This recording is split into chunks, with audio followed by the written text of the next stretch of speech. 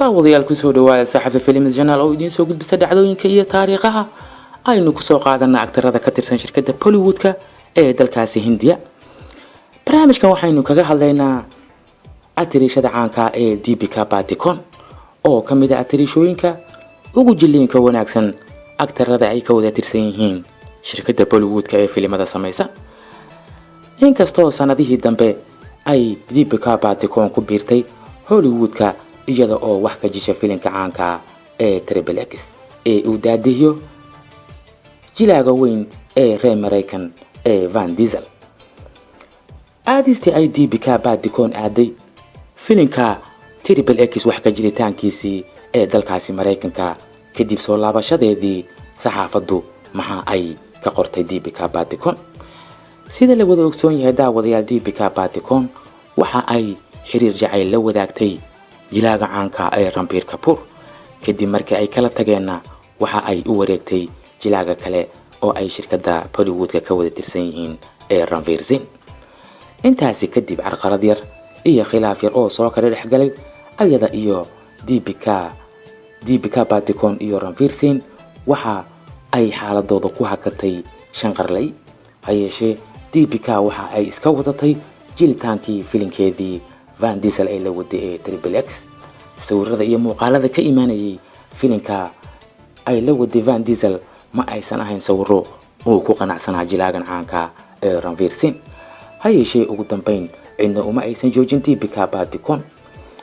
wararku waxa ay qoreen in atirishada caanka ee Deepika Padukone intii ay ku maqneed jileenka filimka Triple X ee ay la daadihinaysay jilaaga caanka ee Vin Diesel iyo jilaaga ciyaaryahanka kale ee reer Brazil oo filimka ku lahaa qayb yar oo muuqaal oo kooban ee Neymar Jr. waxaa la xaqiijiyay in labadaasi waa ciyaartooyga Neymar iyo Vin Diesel in midkood uu xiriir dhex maray. hayeeshee saxaafadda dhowr jeer oo Deepika Padukone wax laga weydiiyey arrintaasi waa ay qarisay, balse waxaa ugu dambeyn soo shacbaxday oo la xaqiijiyay markii aktarka caanka ee Vin Diesel uu xayeysiiska u sameynayay filimkan ka sii deyntii dalkaasi Hindiya laga sii deynayay ee Triple X in soo laabashada uu dalka Hindiya ku soo laabtay ay cadeymo kale u noqotay. waxaa la arkayay Deepika Padukone oo aad ugu dhawaanaysay jilaaga Vin Diesel. sawirada laga qaaday intii ay filimka wada jilayeen iyo joogista ay haatan wada joogeenba waxa ay ku noqotay mucjiso. hayeeshee Vin Diesel laftiisa arrintaasi waa uu ka gaabsaday. 51 jirkan muddada badan fanka Hollywoodka ku soo jiray haatanna filimkiisa ugu dambeeyay ku soo daray atirishada Deepika Padukone ayaa xaaladiisa la fahmi waayay. Neymar laftiisa oo kamid ah ciyaartooyda dunida ugu ciyaarta wanaagsan una ciyaara kalaabka Barcelona ayaa intii uu kubadda cagta ku jiray waxa uu xiriir jacayl la wadaagay gabadha la yiraahdo magaceeda Corina Dantas. gabadhaasi waxa ay u qaaday uur kadibna waxa ay u dhashay wiilka yar ee uu dhalay Neymar ee David Luca. hayeeshee Neymar waxa uu xaqiijiyay oo uu sheegay markii gabadhaasi ay saaxiibada ahaayeen ay u dhashay wiilka in ay ku noqotay la yaab. wiilkiisii waa uu qaatay kadibna gabadhii asaga waxa ay kala qaateen go'aan inuu cunugiisa haysto oo ay banaanka kala joogaan. Neymar haatan xaas ma qabo balse waa nin u jooga wiil, waxaana la xaqiijiyay laftiisa in intii ay Mareykanka wada joogeen ay Deepika iyo asaga xiriir dhex mareen. saxaafadda Indian Times ayaa waxa ay ka qortay in Deepika Padukone iyo Neymar ay ku wada xiriiraan aaladda social media oo badanaaba waqti badani ay ku wada qaataan xilliyada firaaqada ay leedahay isaguna uu firaaqada leeyahay. haddaba daawadayaal, Deepika Padukone iyo xiriirka Neymar iyo Deepika Padukone iyo xiriirka Vin Diesel intuba saxaafaddu wax badan ayay ka qortay. Deepikana waa ay qarinaysaa.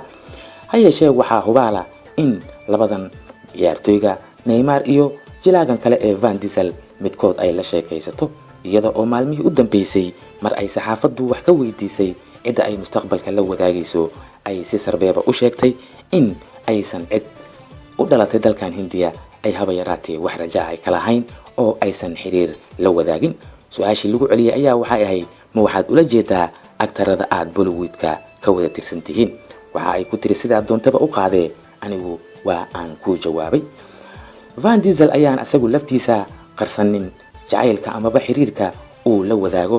oo intaa saxaafadda waxa uu ka sheegaa in Deepika Padukone ay garab weyn ka siisay oo ay ka qaadatay samaynta filimka Triple X oo Hindiya gudaheeda xayeysiintii ay u samaysay lacaga badani ay ka soo xaroodeen.